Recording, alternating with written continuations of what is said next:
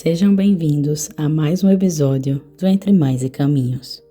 Hoje eu converso com Cris Fonseca, uma mãe atípica que compartilha através das redes sociais e também dos livros que escreveu um pouco da sua experiência, dos seus aprendizados e dos caminhos que encontrou ao longo da maternidade. Nossa conversa traz diferentes aspectos dessa caminhada, os desafios, as descobertas e principalmente o olhar atento para o filho e para si. E antes de começarmos, um pequeno detalhe sobre esse episódio. Nossa conversa foi gravada em vídeo, à distância, e em alguns momentos a imagem acabou pausando, mas o áudio seguiu normalmente. Então, mesmo que você perceba algumas pequenas pausas na imagem, a nossa conversa continua por aqui, inteira. Cris, eu queria te agradecer por topar, dividir um pouquinho, compartilhar um pouquinho da sua história. Seja muito bem-vinda ao Entre Mães e Caminhos. É um projeto que teve início no ano passado. O objetivo é compartilhar histórias de mães atípicas, colocar mães para se reconhecer através de outras mães, e que isso é o ponto-chave e principal. Eu acompanho um pouco você nas redes sociais e queria que você se apresentasse um pouquinho, né, falasse um pouco de você, o que é que a maternidade atípica te atravessa, assim, né? Por que você é mãe atípica? É um prazer estar aqui, prazer falar sobre a maternidade atípica, que foi um susto quando eu recebi, né, o diagnóstico do meu filho, mas também durante o percurso, assim, se tornou um propósito, né? Então, eu consigo me conectar com outras mães e isso é maravilhoso. Então, sempre quando eu recebo um convite para falar sobre um pouco da minha história ou então para passar alguma mensagem, eu aceito e fico muito feliz, porque foi isso que me ajudou lá atrás. Então, eu acho que é mais do que minha obrigação estar passando essas mensagens e contar um pouquinho da minha história para ajudar talvez outras mães também. Então, para quem não me conhece, meu nome é Cristina, Cris Fonseca. Eu sou mãe do Miguel. Ele é autista, tem 9 anos. E também tem apraxia da fala, comorbidade, como eu sempre falo, que o autismo nunca vem sozinho, né?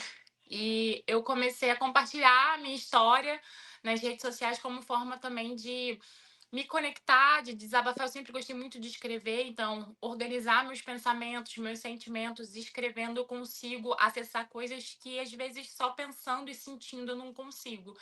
E Uhum. aí eu comecei a escrever, as pessoas começaram a gostar, começaram a me seguir.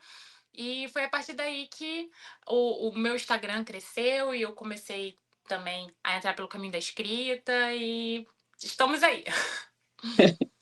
E você falando sobre essa questão da escrita, né, eu sei que tem alguns livros, que você já escreveu, né, inclusive eu ainda não li, mas eu gostaria que você falasse um pouquinho sobre ele, né, Uhum. que é a escrita do filho para uma mãe, né, o que é que ele falaria. E eu acho que esse é um dos pontos que vem muito em clínica, né, o que é que meu filho diria se ele pudesse falar alguma coisa naquele momento, né. Como é que foi para você esse processo de escrita? O que é que tem de vínculo, assim, com tua realidade? O meu primeiro livro foi o Querida Mãe Atípica e, na verdade, esse primeiro não são cartas, né, na verdade são mensagens que eu gostaria que a mãe, que a mulher que está ali, ela soubesse, e eu passo nesse primeiro livro com cada etapa da maternidade. Então, na descoberta do diagnóstico, na desconfiança, na luta por terapias, e era uma constante eu chegar e receber mensagens, né, no Instagram sobre, de pessoas falando: "O que que eu posso fazer? Me dá uma palavra amiga, o que que eu posso fazer com isso?" E desabafar, né. E aí: "Você tem alguma coisa para me dizer?" Então eu senti essa necessidade de escrever esse livro. E o segundo livro, nesse primeiro livro, eu escrevi uma carta de uma criança típica para sua mãe, que era uma coisa que, eu fiquei pensando assim: "Nossa, o que eu gostaria que meu filho me falasse?" E através do nosso vínculo e tudo mais, eu falei assim: Não vou falar o que eu acho que ele pode estar pensando." Obviamente são suposições, não é realidade, né, porque a gente não tá ali na cabeça do nosso filho, mas eu falei assim: Se eu fosse uma criança típica e me visse com os olhos do Miguel, eu lutando, eu buscando, eu gostaria que eu soubesse dessas palavras. Aí eu fui escrever e fez muito sucesso. Aí eu falei assim: "Ah, vamos escrever um livro sobre isso". E aí eu olhava para o Miguel e diante da nossa rotina, do nosso caminhar, e eu ficava imaginando as coisas que ele poderia estar dizendo para mim. E isso, de uma certa maneira, me confortava. O meu filho não fala, ele utiliza o iPad, né, como comunicação, ele usa comunicação alternativa, mas ele é uma criança que busca muito, né? Ele fala muito através do olhar, através dos gestos, através do carinho. Ele é uma criança muito carinhosa.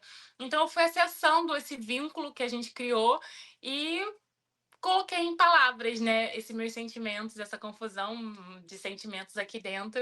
E eu acho que deu super certo, porque o que eu recebo de mensagens de mães falando: "Nossa, eu li com a voz do meu filho, ou com a possível voz do meu filho. Eu imaginei meu filho falando pra mim". E de uma certa maneira isso dá um quentinho no coração, né. Sim, imagino que sim. Inclusive eu ia te perguntar agora como é para você, eh, perceber que coisas que você fala, coisas que você publica, tem um reconhecimento tão forte de outras mães, assim, sabe. Como é para você ser um pouco de um elo de eu falo coisas que muitas mães não conseguem organizar, né, para trazer à tona. Então, é de uma maneira, assim, muito natural, né. Eu vou colocando o que eu tô vivendo. Muitas pessoas falam assim: "Ai, da onde que você tira inspiração pra falar certas coisas?". Eu vou vivendo, gente. A mesma dor que aquela mãe sente, não posso dizer que é a mesma, né, porque a gente vive em situações diferentes, estamos no mesmo mar, mas não no mesmo barco, mas, são dores semelhantes, né? Ah, do seu filho ser rejeitado na escola, do seu filho não ser chamado para uma festa de aniversário, dos olhares nas ruas. Então, assim, eu vou vivendo isso. Então eu falo, e abordo temas das coisas que eu vivencio e dos sentimentos que eu tenho e de que outras mães também que chegam para mim. Hoje eu tenho muitas mães atípicas, amigas, né, que eu vejo elas, vivendo também, enfrentando dificuldades e eu acabo me inspirando ali. Pego meu celular às vezes, é alguma coisa que está acontecendo, eu falei assim, anoto e depois eu vou trabalhando nisso, né, na minha cabeça.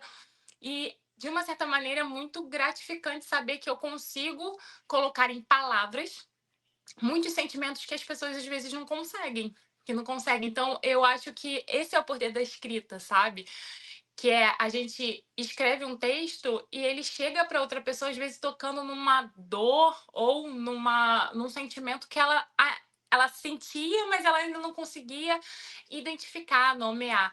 Então, eu acho que isso que é importante e isso faz total diferença. Sim. Tenha algum assunto, alguma temática que você já pensou em falar sobre, mas para você ainda era difícil externalizar sobre isso? Eu acho que agora eu tenho passado por um momento que eu tenho me questionado muito, eu tenho falado muito, internamente comigo mesma, que é sobre essa transição da infância para a juventude. Meu filho está com 9 anos e ele agora tem tido alguns sinais. Eu até fiz um vídeo sobre, eh, que eu comecei a chorar quando eu percebi alguns sinais nele, né, de que ele está crescendo e parece que o que era tão distante está muito mais perto. E é uma coisa que eu tenho trabalhado muito na minha cabeça e que eu ainda não consigo, falar propriamente, porque também, tem uma questão aí de vulnerabilidade, de exposição, né, mas eu acho que é um desafio muito grande para muitas mães, porque eu, venho assim, né, do Miguel, eu descobri quando ele tinha 2 anos o diagnóstico. Muitos amiguinhos do Miguel estão crescendo junto com ele. Eu ainda não tenho tanto conhecimento de adolescentes, não tenho ao meu redor ainda. Então eu tenho percebido que o meu filho e os amiguinhos dele estão num caminho que eu ainda não conheço outros uns adolescentes, por exemplo, adultos muito de perto, né. E aí eu acho que eu tô começando a descobrir coisas agora e, ao mesmo tempo, não se fala muito na internet sobre isso, porque ainda é um tabu, né, a adolescência, né. Então, a adolescência já é difícil para todo mundo. quanto mais para os nossos filhos. Então é uma coisa que eu tenho trabalhado muito em mim, que eu tô levando para análise, para terapia também, porque mexe num lugarzinho assim de medo, de insegurança. A gente fica se perguntando como é que vai ser, como que a gente vai ter que lidar com certas coisas, com certas. Como que ele vai lidar, como que eu vou fazer com que ele compreenda certas coisas. Então, eu ainda não tenho tanta segurança em falar disso, porque é uma coisa que eu ainda estou vivendo, estou descobrindo ainda. Uhum. Teve outros aspectos, assim, da vida dele que veio esse pensamento também para você, de: "Poxa, como é que vai ser?"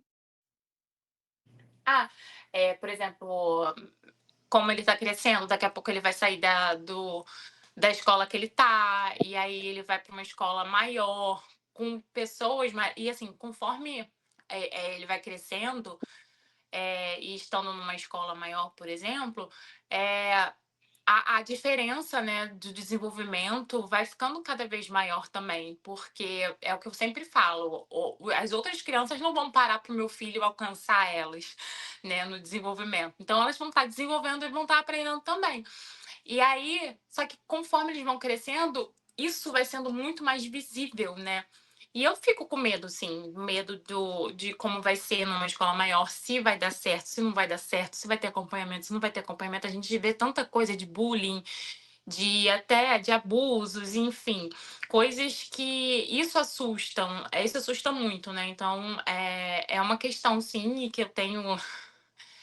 É muito difícil. São os próximos passos. Se a gente fica pensando muito também, eu tento focar no agora também, porque senão a minha ansiedade ataca e aí a gente vai E estar a gente vivendo vai estar problemas vivendo pro que hoje, por exemplo, não vou conseguir resolver. Então eu deixo para a crise de amanhã, a crise do futuro resolver.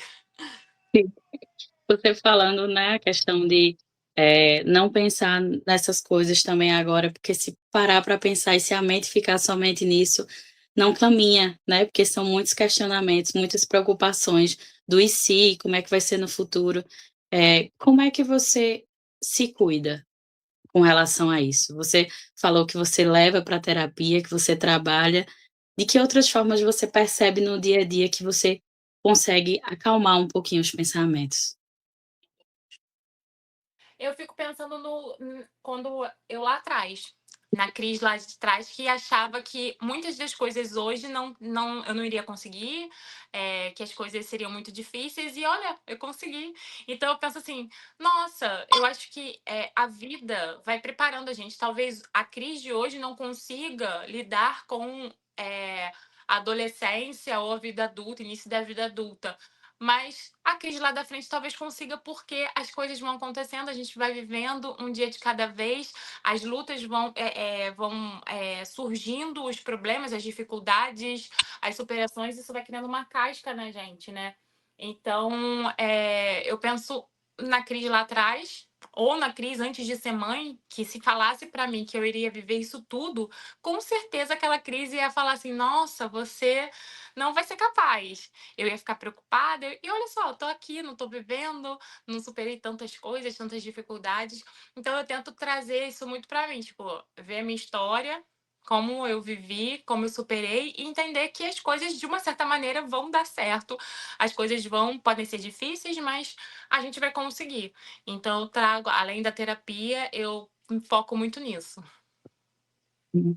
Você trazendo a questão de pensar em você lá atrás, né, as coisas que foi evoluindo, que você foi conseguindo, tem uma temática e um ponto que as mães trazem com muita força, assim, com relação à opinião da sociedade, a o dedo que a sociedade coloca numa história que não é delas, né. E aí eu queria saber de você, como é para você? Te atravessa com mais força por você utilizar as redes sociais? Como é que te encara, assim, a sociedade? Olha, eu lido muito bem. Eu lido muito bem com a opinião das outras pessoas, né? Quando elas são tipo assim, é o que a pessoa acha, é o que a pessoa. Mas eu lido bem ignorando. Então, assim, eu não sou muito de absorver. Tipo, se a pessoa fala alguma coisa que eu não concordo, eu penso. Se eu explicar para essa pessoa, ela vai compreender? Ela quer compreender? Se ela quer, tudo bem. Se ela não quer, eu ignoro e deixo ela. Porque, assim, antes eu enfrentava mais, né? Porque eu acho que a gente, no início também, quando recebe diagnóstico, a gente vem com gás, vem com uma coisa tipo assim: ah, não, é a gente contra o mundo e tudo mais. Mas com o passar do tempo, você vai economizando as suas energias para brigar pelas coisas certas, pelas coisas que vão fazer dar certo, vão fazer diferença na sua vida e na vida do seu filho. Então, hoje eu seleciono muito minhas batalhas. Então, se é uma pessoa que eu vejo que está interessada, que quer aprender, eu estou ali e me disponibilizo para explicar. Mas se não, se é só uma opinião movida de muito preconceito e ofensas, eu ignoro porque não vai surtir efeito eu falando não. Então, nas redes sociais, eu ali explico para quem quer ouvir. Quem não quer, é a vida que segue, a vida tem dessas coisas também, né? Dela mesmo dar voltas e um dia aquele ensinamento vai chegar para aquela pessoa. É verdade. Já teve, né, nesse processo aí de vida da maternidade atípica, já teve algum momento maior, assim, de desafio que você pensou: "Poxa, como é que eu vou passar por isso agora?". Olha, eu acho que todos os momentos eu me encarava assim, meu Deus. Ah, da descoberta do diagnóstico. Aí depois, do outro diagnóstico, de apraxia da fala, que eu chorei muito, que também foi um segundo diagnóstico, porque eu acho que todos os pais sonham, né, em ouvir seu filho conversar, falar. Eu acho que foi uma das primeiras coisas que eu sonhei quando eu engravidei, né? Ah, qual vai ser a voz do Miguel? Ah, eu vou contar a história, ele vai me contar como foi o dia dele. Então, é uma expectativa muito grande.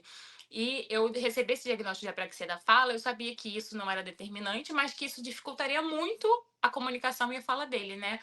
E aí, isso foi um baque para mim. Aí eu pensei, meu Deus, como é que eu vou conseguir? Não sei.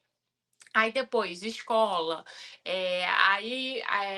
por último, assim, um período muito difícil foi a minha separação, que eu acabei me separando. E eu falei, meu Deus, como que Miguel vai reagir? Como que vai ser? Será que vai ser tranquilo para ele? Será que isso vai fazer alguma mudança de comportamento? E realmente teve no início uma mudança de comportamento ali. Então foi bem caótico, assim, os 2 primeiros meses até a gente conseguir alinhar, ele conseguir entender que eu continuava sendo a mãe dele, o pai continuava sendo o pai dele, e a gente às vezes poderia passear juntos, a gente poderia ter, não ia existir divisão. Então, assim, além de ser um período muito difícil emocionalmente para mim, né? Porque ninguém pensa em se separar, ninguém quer, ninguém espera isso. Ainda também foi difícil porque eu estava vendo que para Miguel também estava sendo um pouco difícil dele compreender. Então eu estava ali sofrendo por dois, vamos dizer assim. E aí foi um período bem desafiador. Quando você para pensar, assim, nesses períodos que foram mais desafiadores, como é que você teve apoio? Você se apoiou no quê? Na minha família. Eu tenho uma família muito presente e eu acho que isso é o diferencial mesmo. Meus pais moram perto, por exemplo, eu tô aqui conversando com você, quem tá com meu filho é minha mãe. Às vezes eu preciso ir no médico ou alguma coisa, eu tenho meu pai que pode buscar amigão na escola, levar para terapia de carro, então isso tudo contribui. Tem minhas irmãs que me apoiam também para desabafar ou para assistir um filme com meu brigadeiro chorar. Então, eu acho que ter a família muito perto de mim e ser minha segurança me ajudou muito a passar por todos os períodos muito difíceis, assim, que eu fui enfrentando, e também ter eles acolhendo o meu filho, entendendo, estudando, buscando. Meu pai é um tipo de pessoa que às vezes ele me manda vídeos sobre autismo que ele vê, entrevistas, minha mãe também. Fala: "Olha, Cris, eu escutei um podcast hoje sobre autismo, por que a gente não vê?". Então são pessoas que fazem, que querem compreender, então buscam isso. Então isso também, de uma certa maneira, me mostra que eu não estou sozinha, então que eu não preciso passar por tudo sozinha, então faz total diferença. Quando você traz, é muito bonito, tanto a parte de deles darem o suporte com o Miguel, né, como também você dizer, questão de assistir um filme, comer um brigadeiro, chorar um pouquinho ali, né, porque são situações e momentos que é bacana ser compartilhado, né. E Sim, quando você tem o vínculo e o apoio familiar, para quem não tem, que consegue ter algum amigo, alguém que consegue, né, dar esse suporte, é muito importante, porque, te coloca também em outra posição, não só enquanto mãe, né, mas enquanto uhum, pessoa ali que precisa também daqueles momentos, né, um pouco mais leves, um pouco mais tranquilos, é. enfim, E a gente eu falo muito que, eu tenho eles, né, que ali às vezes eu sou a Cris, a filha, a irmã, não somente a mãe. E quando tem muitas questões da maternidade, porque tem isso também, às vezes a gente tem questões e dificuldades que, por mais que eu converse com eles não vão compreender tanto, porque eles não vivenciam aquilo. E eles vão me ouvir, vão me acolher, mas não vão entender a fundo. E aí eu encontro na sala de espera, na clínica onde meu filho faz terapia, outras mães que ali elas vão ou compartilhar histórias parecidas ou me compreender a fundo. Então, eu acho que ter essa rede, pessoas para você desabafar, para você trocar, é super importante, né? O apoio de outras mães também. esse ponto que você fala, ele é sensacional, assim, é muito importante essa sala de espera, né, Muito. é muito importante. Então, assim, você vê tantas histórias compartilhadas, quantos abraços que, às vezes, é só naquele espaço que a mãe recebe outro abraço, né, aquele acolhimento, aquele olhar de: "Poxa, tá difícil, e eu entendo, eu tô ali junto contigo, porque eu passei pela mesma situação", né, é muito diferente. Quando você traz isso, isso é muito importante, esse vínculo e essa conexão entre as mães, assim, é surreal e é muito Tem importante mesmo. muitas ali que não tem nem nenhuma rede de apoio mesmo. E aí, o pai sumiu, do pai da criança, e não tem ninguém para contar. E aquele naquele momento que a criança tá na terapia, é o único momento que ela tem, ou seja, para não fazer nada, para mexer no celular, ler um livro, ou para desabafar, ou para ir numa academia, que às vezes acontece, ou para a gente sentar e, ai, vamos ali comer alguma coisa juntas, e é o único momento social que ela tem. Então, esses momentos são importantes, porque a gente fala é terapia para os nossos filhos, mas de uma certa maneira é para a gente também. Não terapia, mas é terapêutico. A gente tá chegando no finzinho, Uhum. da nossa conversa, e eu acho muito importante, eu queria muito que você falasse pra gente finalizar sobre uma temática que, eh, eu vi ultimamente bastante vídeo seu sobre, que é a dança. Me fala um Uhum. pouquinho sobre o processo da dança, assim, como um autocuidado na tua caminhada. Eu, quando, peguei o diagnóstico do Miguel, depois eu fiquei muito focada no desenvolvimento dele, muito focada nele. Eu comecei a estudar e era tudo. Minha vida começou a girar em torno do Miguel. Eu acho que isso acontece com a maior parte das mães, né? Porque a gente quer muito, vai com muita sede querendo desenvolver. Então eu acabei me deixando de lado, acabei engordando muito. E me deixei muito de lado. E aí eu comecei a desenvolver crise de ansiedade, crise de pânico. Eu entrei em um processo de depressão que foi muito difícil, era difícil levantar da cama, e o que me deixava, o que me fazia levantar da cama era o Miguel realmente, né? Porque eu tinha que cumprir com as obrigações dele. E aí, foi muito doloroso. E eu falei assim: "Eu não quero ficar nesse lugar, eu não quero ficar aqui". E aí eu comecei a terapia, aí eu comecei a mudar alguns hábitos, né, comecei a me cuidar também, cuidar mais da minha alimentação, a focar muito, em mim também, entender que eu preciso de cuidado, porque se eu tô cuidando do Miguel, ele precisa de mim, eu preciso estar bem. E compreender isso, eu escutava sempre as pessoas falando, mas eu acho que você tem que virar uma chavinha em você. Você tem que se escutar, não adianta ninguém falar pra você, tem que ser o momento que você olha, e foi o momento que eu olhei no espelho e falei assim: "Eu não quero mais ficar vivendo assim. Eu não quero que meu filho tenha lembranças da mãe doente. Eu não quero que ele pense que eu adoeci por conta dele". Então, assim, eu preciso dar a volta por cima. E aí eu comecei a me olhar, me alimentar melhor, e aí aquilo dali vai mudando, né? Terapia e tudo mais. Aí isso vai te. E aí eu falei assim: eu preciso arranjar alguma coisa que eu queira fazer, que eu goste de fazer. O que que eu gosto de fazer? E eu fiquei me perguntando isso porque eu achava que nada.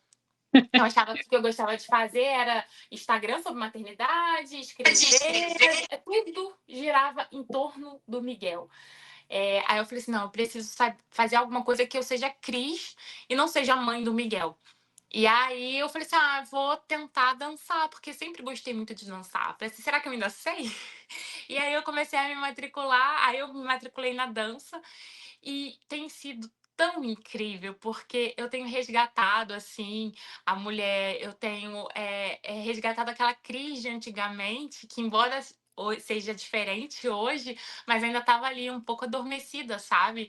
E encontrar coisas que você gosta de fazer para além da sua maternidade, eu acho que faz você ver que você ainda existe, que existe a pessoa ali por trás da mãe e que ela deve ser alimentada também, porque se ela cair, a mãe também vai cair. Muito bacana, você trazer.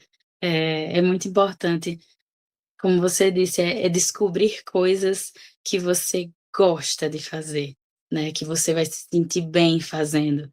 E é claro que, em muitos momentos não é da noite para o dia, né, que consegue levantar e ir fazendo. Mas eu acho que o primeiro passo é pensar, né, quando a gente pensa sobre: "E se eu faço tal coisa?", né, a gente já planta uma sementinha ali. "E se eu faço?". E aí depois vem o processo de descobrir, né, pensar sobre.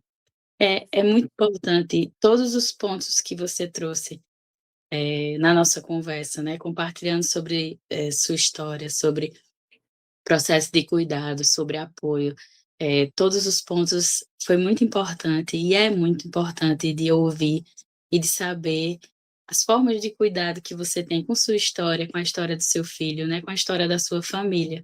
Então eu queria agradecer muito, demais, assim, foi muito bacana te ouvir e vai ser muito bacana compartilhar sua história.